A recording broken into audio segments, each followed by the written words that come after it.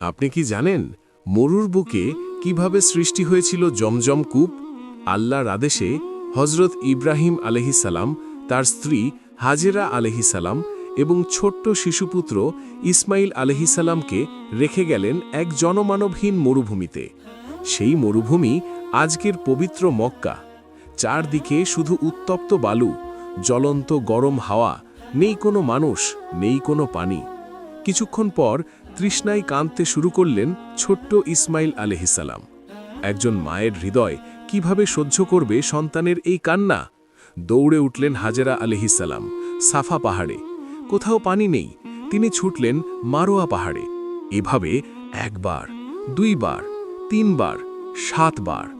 একজন অসহায় মায়ের আকুল আর্তনাদ। ঠিক তখনই নেমে এলো আল্লাহর রহমত।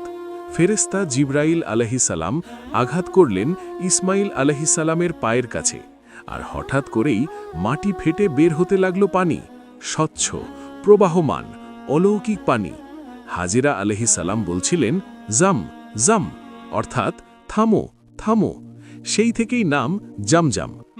আজও সেই পানি প্রবাহিত হচ্ছে, লাখো কোটি মানুষ পান করছে। এটি শুধু পানি নয়, এটি